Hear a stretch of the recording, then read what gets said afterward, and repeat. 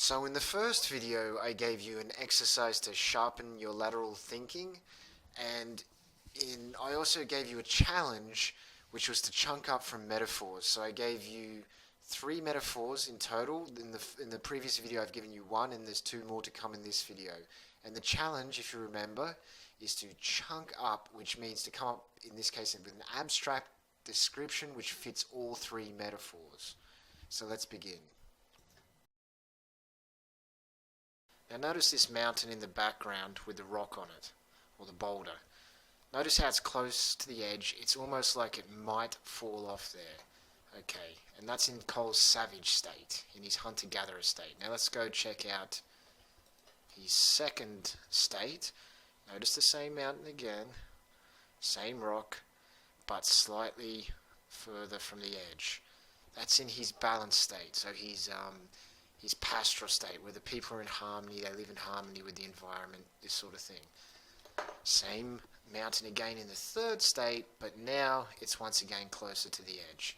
This is in the empire is at its peak, if you like, but in many ways it's not, and this is kind of Cole's point.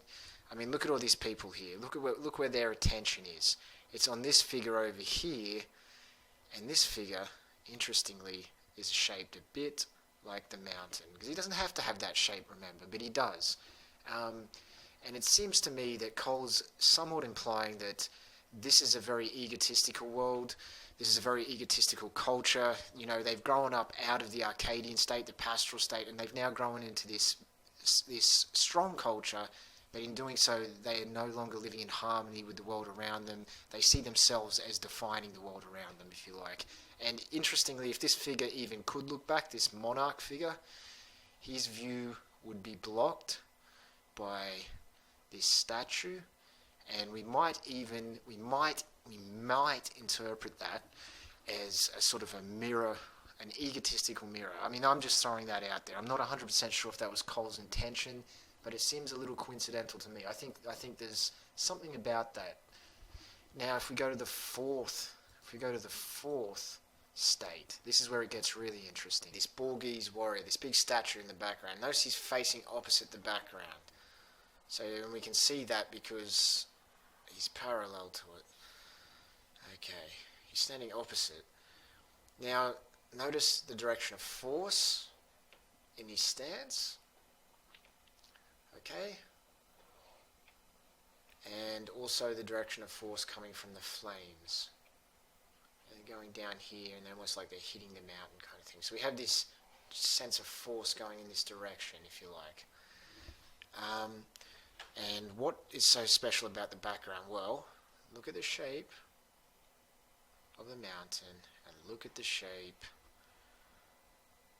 of the clouds. So they're forming a shape which is very similar to the mountain. This big dramatic scene going on here with the clouds, and actually the very top touches almost as if it's experiencing some kind of form of divine intervention. That's the impression I get from this. This is kind of the divine intervention going on. Okay, so how could we interpret this? Well, one way to look at this is that in spite of all the force on this rock, it's not going to fall because it never can fall. It is balance itself. So this rock here is balance itself. It's never going to fall. This is balance. Balance. Okay, it's never going to fall. This thing can try all it wants to break it or push it. This culture can try and break balance, but they can only break themselves on it. They can disrupt it, but they can never destroy it. And if we go back to the earlier piece, we notice the Arcadian ancestors. Just a minute. The Arcadian ancestors living in harmony. So let's take one more quick look at this. We've got this rock up here, and it's not only is it further from the edge, but it's kind of hold on a minute. It's got this parallel with sort of the structure down here, made of the same material.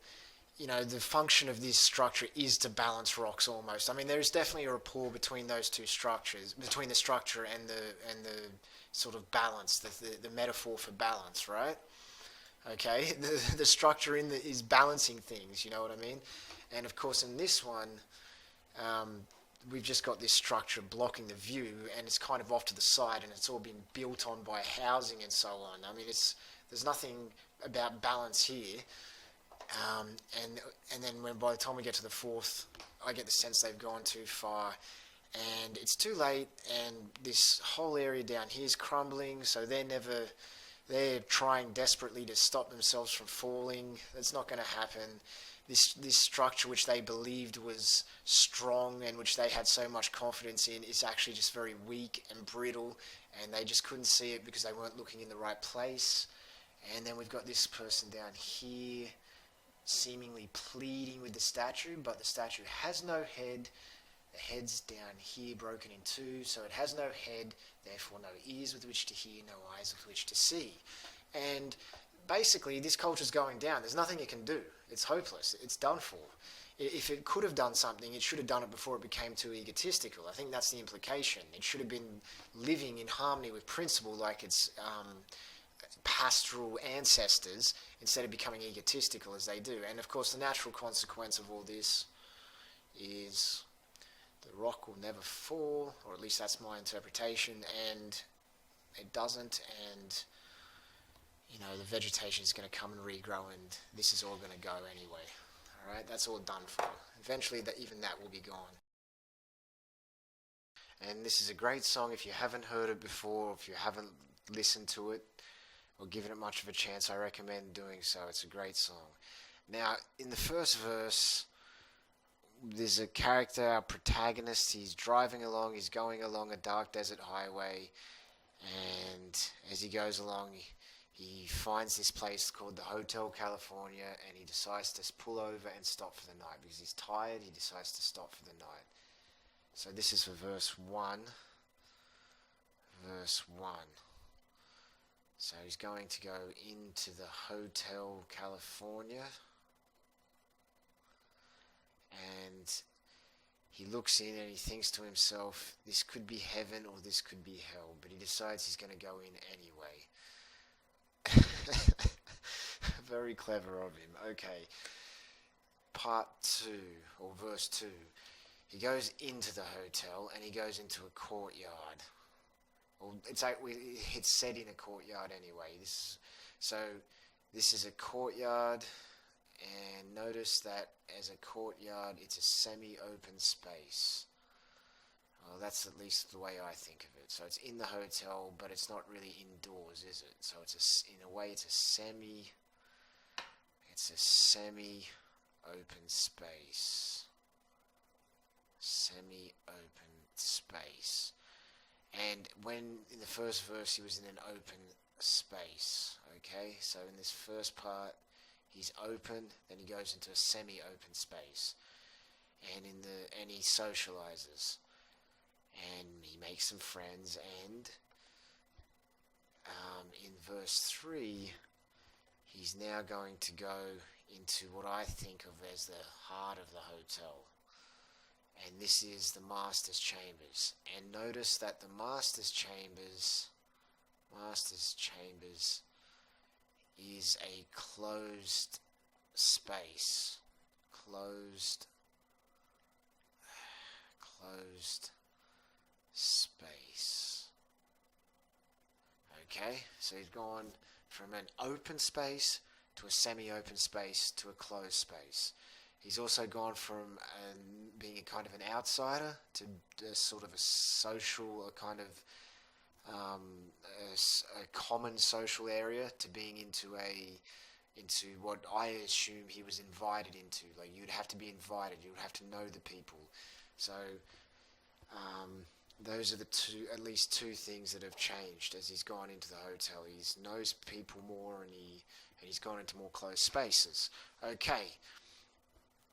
And now he gets to a point in the third verse where, and these are some very key lyrics, he goes in to dine at the Master's Chambers, and here we are. They gathered for the feast, they stab it with their steely knives, but they just can't kill the beast. So that gives us our first hint about the metaphor.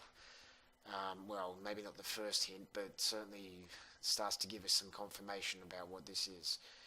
They just can't kill the beast. What's the beast in this case? Well, I'll just tell you what I think the beast is. The beast is vice. So this whole hotel, it's a luxury hotel, and it's a metaphor for vice. He goes, and then the deeper in he gets, the deeper in he is, sort of thing, into vice. I mean, if you go into vice, if you discipline yourself, you're going to find things easier. If you are too lax, you're going to find things harder. That tends to be the way it is. So it's not actually a bad concept at all to do a song around, and I think that's what they've done here. I think he's gone into vice, and he's got to a point and only when he sees everyone else in the heart of this, trying to satisfy themselves, but just never being able. They can never kill the beast, no matter how hard they try to satisfy themselves. And he goes to do a runner basically in the last verse. He says, last thing I remember, I was running for the door. I had to find the passage back to the place I was before. Relax, said the night man. We are programmed to receive. You can check out any time you like, but you can never leave. Okay. So he's going to have a lot of difficulty leaving if he can leave at all. And that's pretty much the situation. So you can kind of see how this could be a sort of interpreted as a metaphor for vice. And I think that pretty much sums up the Hotel California, or at least in a sort of a few minutes anyway. And so now we've got another metaphor, a metaphor in which it's a spatial metaphor. So he's gone physically into it, and he's trying to leave it in the end of it. And we never really find out what happens exactly with that. But anyway, now to wrap things up.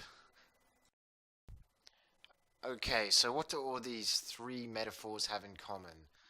One's the sun reflecting the lifespan of the empire. The other's a boulder, and the position of the boulder reflects the balance of harmony with the people in the environment. And in the third, we have the hotel, and the further they go into the hotel, the more the person's going into vice. So apart from the fact that they're all based on fairly arguably timeless and deep philosophical concepts, we can say that they are all examples of changing metaphors, and I'm going to use the term dynamic metaphor. So all the metaphors change to reflect the story, and they're great examples of that. Okay. And so in all cases, we see that they change to reflect the story, and now that you have a sense of what they are in the most general sense, understand that, these could be in songs, they could be in comedy, they could be in novels. It doesn't really matter. They could be subtle, they could be obvious, whatever it is, but they all change to reflect the story. That's what they are. They're changing metaphors, and they're good examples of them. So beyond that, there's a couple of things.